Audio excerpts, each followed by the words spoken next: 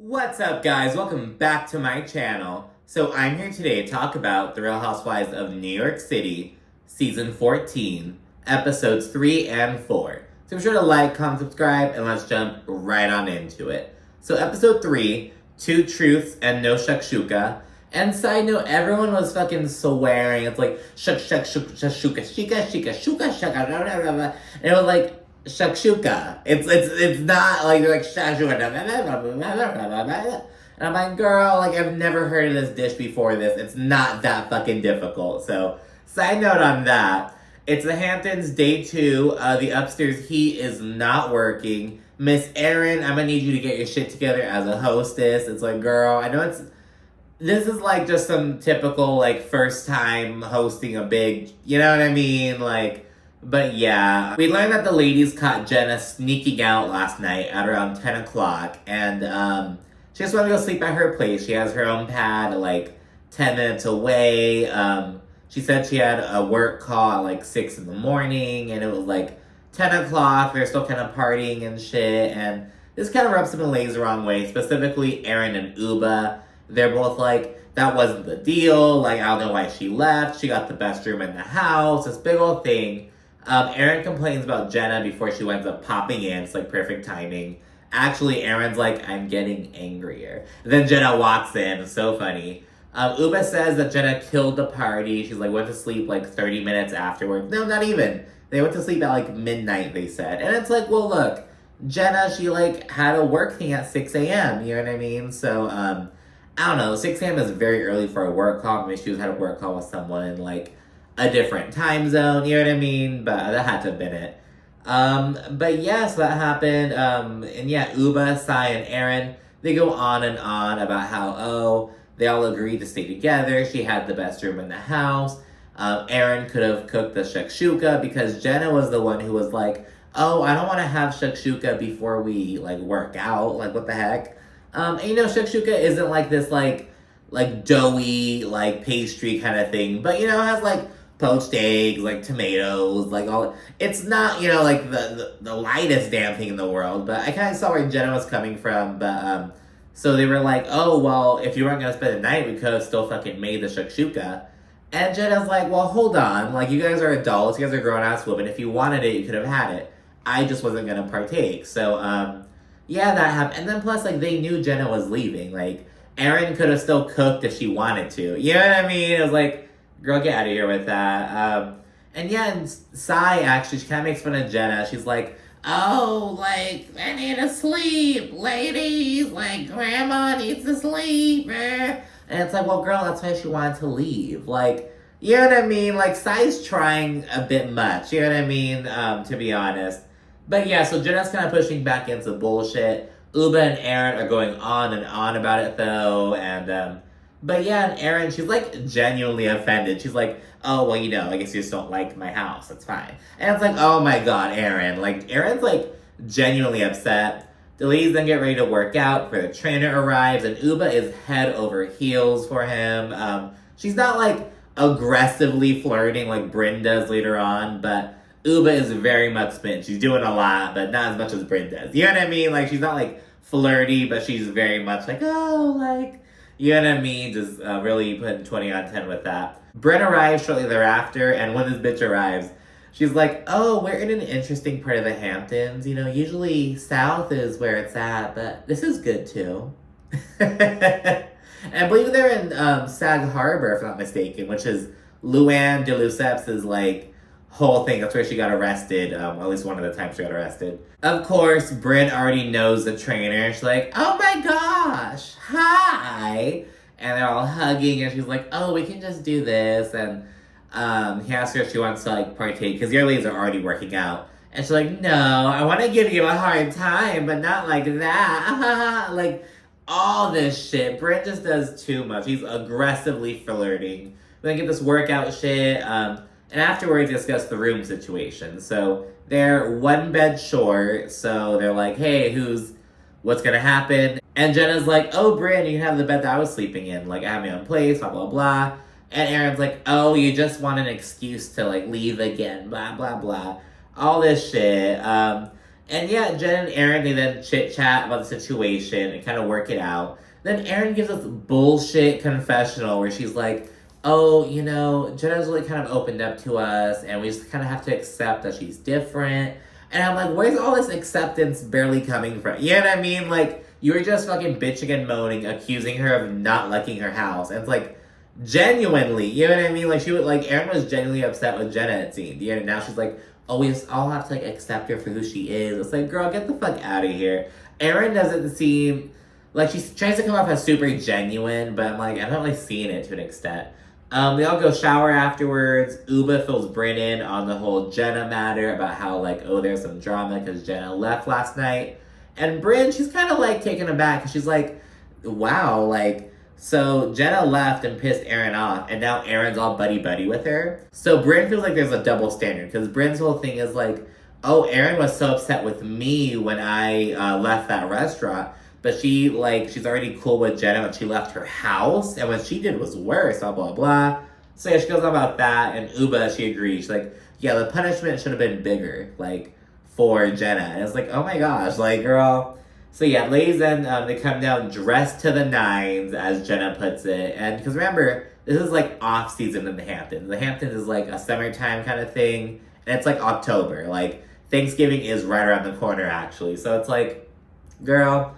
So they come down like that. Aaron's like, where do these girls think that we're going?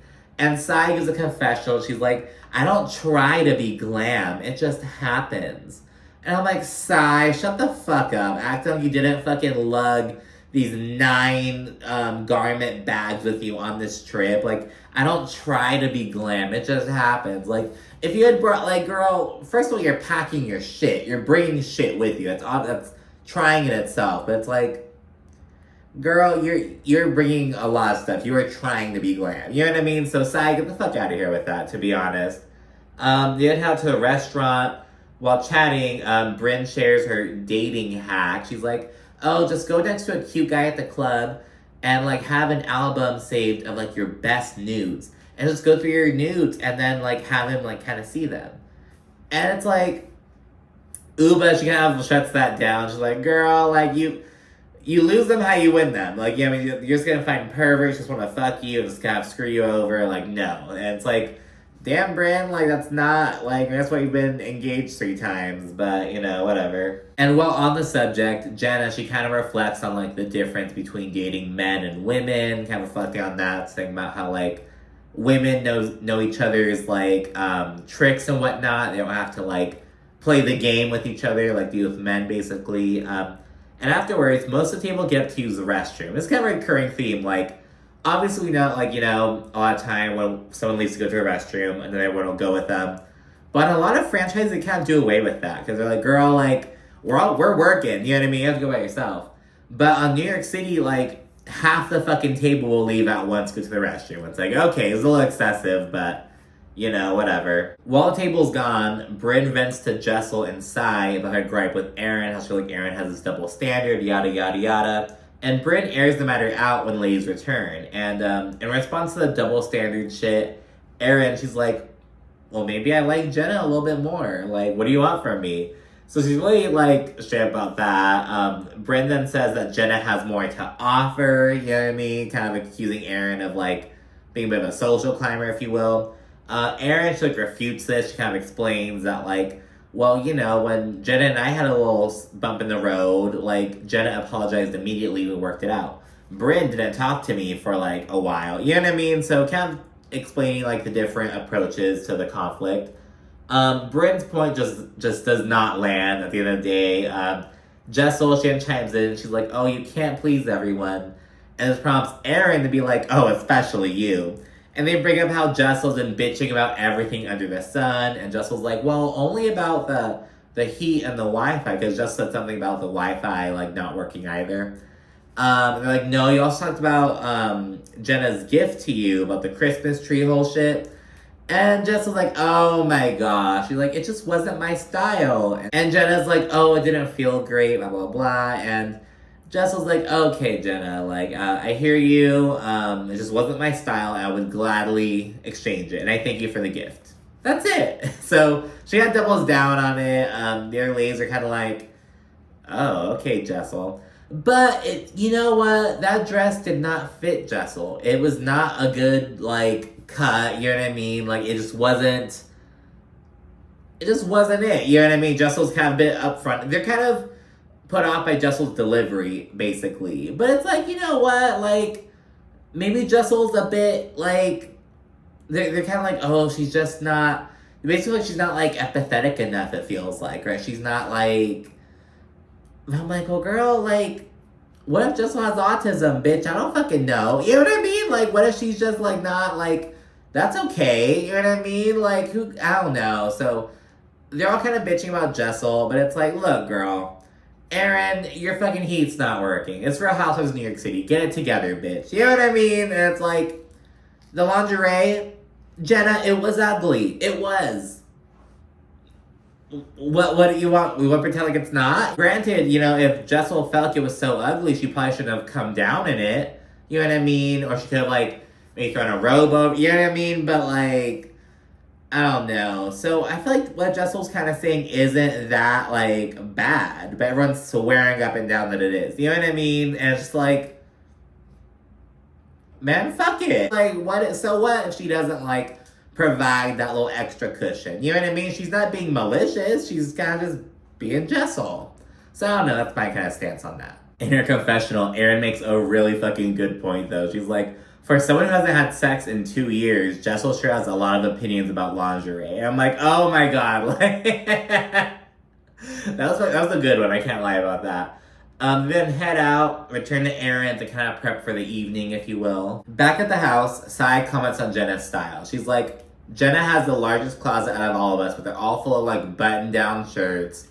Jenna, she packed, like, all these fucking pairs of blue jeans and, like, gray sweaters and, like, all this shit. She's kind of just chilling, you know what I mean? And she's like, why don't you wear something, like, you know, different? And she gets Uba to lend Jenna this, like, stunning black dress, because, you know, they're both very tall and slender, and Jenna unveils her look. Everyone's like, oh, you should dress like this more often, all that shit. And Jenna's like, you know, I used to dress like this for when I was trying to attract men. I was dressing like, you know, for the male view, but I'm not doing that anymore. So, you know, she's very much changed her style up. But she's like, it's fun for a night, but tomorrow I'll be back in my gray sweater. So good on her. A sushi chef comes through and feeds the girls. That's 2 truths and 1 lie. And it's all sexual based. And through this game, we learned that Erin had sex in a senator's office. I bet she didn't have sex with a senator. She had sex with, like, some fucking intern, like, in the office, like, for a fucking thrill. Sai, she likes to be choked and has had threesomes. All of Brynn's involve reverse cowgirling, so that's all of her options. An ex-boyfriend fell asleep on Jenna during sex. Uba had sex in Central Park. And Jessel has had a popsicle up her pussy. And as the last one is the whole fucking thing. There's some reactions to the popsicle thing. They're like, oh my gosh, like, I want to know more, but no less. Like, oh my gosh, Jessel's a fucking freaky bitch.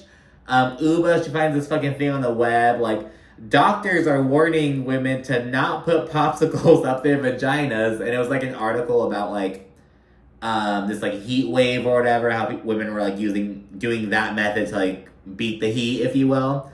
And Jessel was like, this is misleading. I was not hot. This is not a solution. Like, it was so fucking funny. And I'm like, I hope it was, like, a regular, like, ice popsicle and not, like, this fucking bomb pop with, like, red 40 and, like, high fructose corn syrup. Like, I hope it was, like, just a plain ice, you know, like an ice cube almost. You know what I mean? Oh, Lord. The ice play, oh, my goodness. And, yeah. After dinner, the ladies change. Erin, she has trouble with the fire pit. And it's like, oh my gosh, Erin. She has to have her guests, like, change the propane tank because she doesn't know how to do it. Sai has to do it while on FaceTime with Erin's husband. It's this whole fucking thing. Erin, we need to get together, mamas. Like, fucking hire someone to come, like, a couple days before, make sure everything's all set up and working. Like, come on, girl. They have some sake shots out of these little kid cups, like these little straws, and they're all, like, gnawed on and shit. This initiates a conversation between Jenna and Erin about how awesome the dollar store is, because these cups are, like, from the dollar store. And they're like, oh, the dogs are so fun. It's so fun. It's so cute. And Sai's like, I think you guys like it because you guys didn't grow up poor. Like, you know what I mean? And because Sai's whole thing was like, I grew up and everything we had was from the damn dollar store. You know what I mean?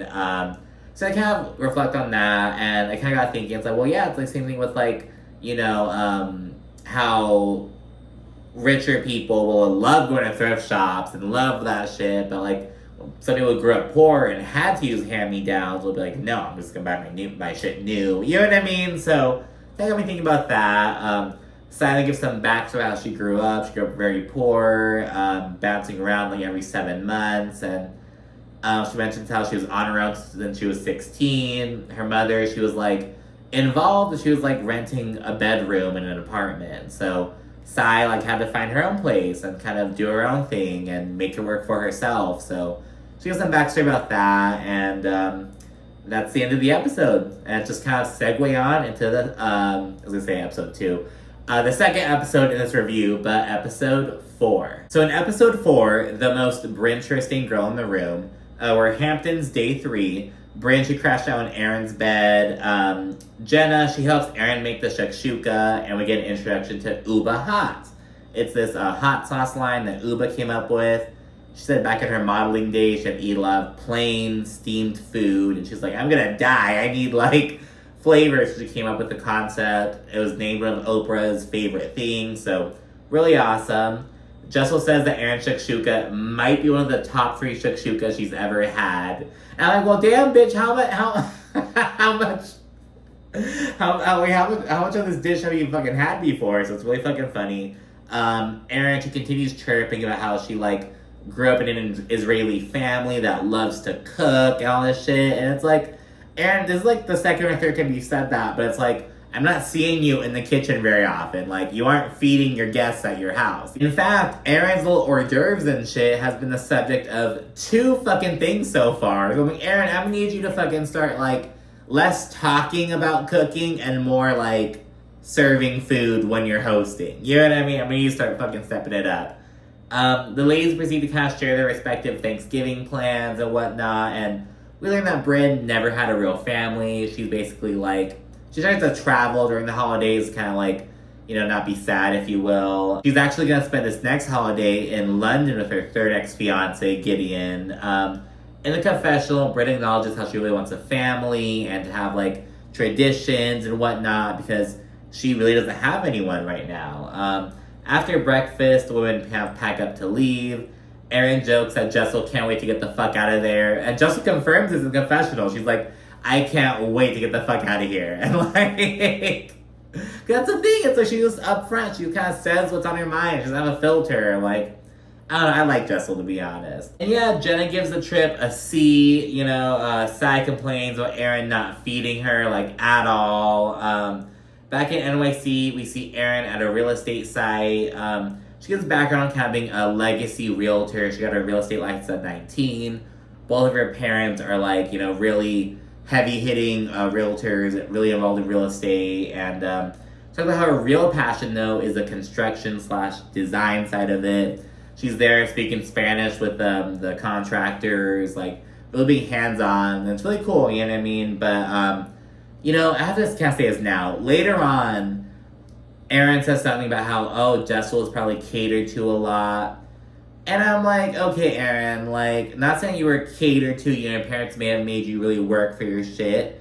But, I mean, you kind of had this whole real estate shit kind of handed down to you. Like, I don't think you should be the bitch fucking talking about, I think they were catered to a bit. Or, you know what I mean? I'm like, well, girl, like, not saying you didn't have to work for your shit, but I'm sure, like, you had a lot more resources handed to you to fuck, you know what I mean? Like, let's be honest. So, I don't know. With this scene in mind, and with her later comment about that, and I'm like, well, Aaron, hold the fuck up. Let's not get it twisted. You're a legacy realtor. You're in, you know what I mean? You're a little Nepo baby, bitch. So it's not going to get it twisted. Oh, and Aaron also says she started a business called Homegirl to design properties for clients. And I'm like, did Aaron ever say the word homegirl before, like, 2012? Like, but anyways, we then see Brynn. She goes to a hair salon, and we get some background on how she she grew up being biracial in Indiana. Neither of her parents were in the picture. She grew up with her brother and her sister, with her white grandmother. And so, she kind of how she was, had a disconnect. She didn't grow up with her black side of family at all. But one day, one of her grandmother's coworkers, she was like, you should take the girls to my hair salon, like, so they can, get the full experience, kind of have other black women work on their hair, you know what I mean? Because the grandma didn't know what the fuck to do with it. So Brynn went to the beauty shop every weekend for a whole decade, and this was like a really great experience for her. It was a really bit formative experience, got her like, exposed to the black community, and gave her that, even that experience that she didn't have, with her family, because, she didn't grow up with her black side at all. So she kind of reflects on that for a little bit, just getting her hair done, all that stuff. Then we segue over to Uba. She has her friend / business consultant over, Kathleen, and she met her because Kathleen was doing like a charity boxing match, and she's like, she's so fearless, and she's such an outspoken feminist, and she's kind of just a mentor for her. And so Uba gets some advice regarding finding an investor, because Uba's really nervous about this, finding an investor and whatnot. She gets some advice about that. She opens up about her mother and how she like really misses her. She's passed away for about 10 years now. And her friend just kind of cheers her up, gives her some insight and encouragement, and gets a little Uba scene, gets some like, we've got a little personal scenes, like some background and insight and whatnot, and it's really good and fresh to get these kind of moments with new people, you know what I mean? We then see Sai kind of tells her husband about the Brynn situation, how she's like alone during the holidays and whatnot. She's like, why don't we host like a Brynnsgiving here at the house? And so he's all for it. Sai calls Brynn over, fills her in, and invites her, and Brynn loves the idea. They chat about Jessel being cranky at errands right afterwards, and Sai jokes about like, how Jessel's vagina's on a drought, and she and Brynn are kind of cutting up a bit, and they ask David for his opinion, Sai's husband, and he's like, okay, well, like, she and her husband just had twins like a year ago, and like, some babies are like chill and kind of kicking in. Like these ones are like very rambunctious, up and at 'em, you know what I mean? There's very, very active babies, and these are their first kids, like 0 to 2, and 2 very active kids. So he kind of gives that insight, and they kind of discuss how he's rational and puts it into perspective and whatnot. We're gonna check in with Jessel and Pavitt and the twins, and both parents are working from home with the kids at home. I'm like, oh my gosh, that must be a fucking nightmare. Like, oh my gosh, like trying to get shit done in that same environment. Like, someone has to fucking leave. You know what I mean? Like, damn. We then learn that Jessel and Pavitt have some disagreements over preschool. Jessel wants to kind of shell out some big bucks for a Montessori school, but Pavitt's like, I mean, it's just fucking preschool. Why don't we just go to like a public option? But Jessel's like, no, like this is like networking and kind of laying the foundation and all that shit. So yeah, then we chat about the Hamptons trip. Jessel says I didn't complain that much, but Pavitt says that sometimes her like tone can be off-putting. Jessel gets on his ass and she's like, so you're calling me a bitch? Like, Jenna then goes to Erin's house and she brings this gift that she bought with Jessel, and it's like, oh, for you hosting and whatnot. Erin then asks, oh, did Jessel say anything about me while you were shopping? And Jenna relays that Jessel was like, oh, Erin and Sai are cackling hags. And so yeah, Erin's kind of off put by this. She's like, oh, like, I don't know, there's like a disconnect with Jessel. I feel like she was probably catered to a lot, all that stuff. And Jenna just thinks that, Jessel just says I'm a filter, which I agree with. But she also says she's just trying too hard, which I don't really agree with, to be honest. Erin then says that Jessel needs to get fucked, and it's like, okay, bitch, like, okay, Erin. We then flash to Jessel and Pavitt. They're playing a little staycation, and Jessel's like, oh, now I realize that it's been way too long, and we just have to kind of get it on, and, kind of make this time for us. And I'm like, but what's making you realize this? Like, the fact that your coworkers were shitting on you, like, all of a sudden, like, I think that Jessel cares about what people think, but I don't think that she's trying to, or like Jenna's saying. You get what I'm saying?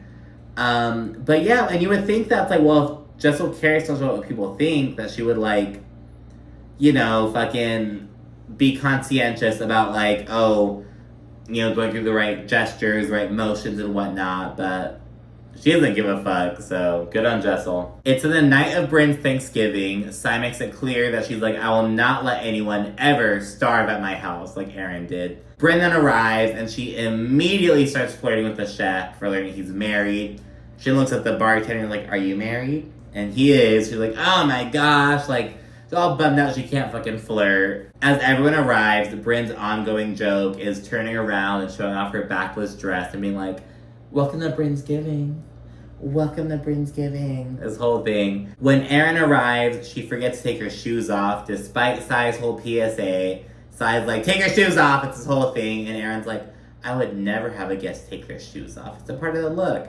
And it's like, well, bitch, Sai would never have someone starve at her house. So, you know what I mean? Like, she's gonna feed people, but have people take their shoes off. You're gonna let people have their shoes on, but not feed them. So, I mean, you know, whatever. When Jessel arrives, she greets Aaron and asks how the memorial went. At that point, we learned that Aaron had just lost her grandmother, and they, like, had just buried her. She was 96 years old, but she died very quickly. Like, she was in hospice for less than 24 hours.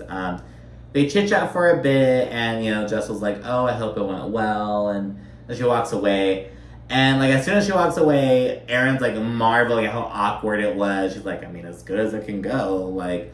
And she says that there's, like, a missing piece with Jessel, it seems. And so, yeah, she kind of acts like Jessel's so fucking weird. But later on, Aaron, she asks Brynn, oh, how are you feeling? And Brynn gets emotional, and it kind of initiates this whole thing. So I'm like, I mean...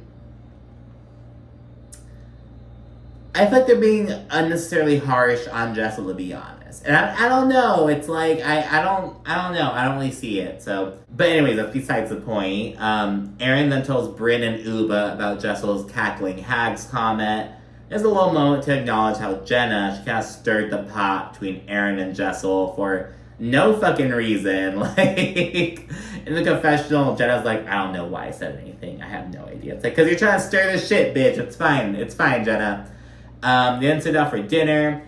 Aaron asks how Brynn's feeling at that point, and Brynn immediately gets emotional, and she's like, I don't want to do it. Brynn then says that the holidays remind her of the family that she has versus one that she wants, and Sai, she kind of pushes her to share some more, and Brynn discusses her parents in early childhood, says that her mom had all three of her kids when she was still a teenager, and her father was older, so no one knows about that. But yeah, and she let some super fucked up stuff happen. She only lived with them until she was like 6 months old, and she mentioned how like she wouldn't have her diaper changed. They wouldn't pick her up for like 6 days, like leave her at like the sitters, I guess. Stuff like that. It was like really bad before she went into her grandmother's care, and she gets really emotional, says there's a lot of abuse and neglect, and then it's to be continued. And yeah, Brynn's very emotional. A lot of the other women are getting emotional as well, kind of supporting her. Jessel doesn't seem super emotional. I'm telling you, I think Jessel may just be kind of like aloof a little bit. That's just Jessel. You know what I mean? Like, you know, we see Aaron, Uba, and Jenna especially, they're really tearing up. Jenna puts her hand on Brynn as she's talking. We can't just see Jessel listening. You know, she doesn't really show a lot of emotion so far. This might be a personality, you know what I mean? But anyways, that's it for these 2 episodes. Sorry that it came so late. It has been a crazy 2 weeks. Let me fucking tell you. But anyways, thanks again for watching. Try to like, comment, subscribe, and stay tuned for more. And justice for Jessel, damn it. Anyways, thanks again. Bye.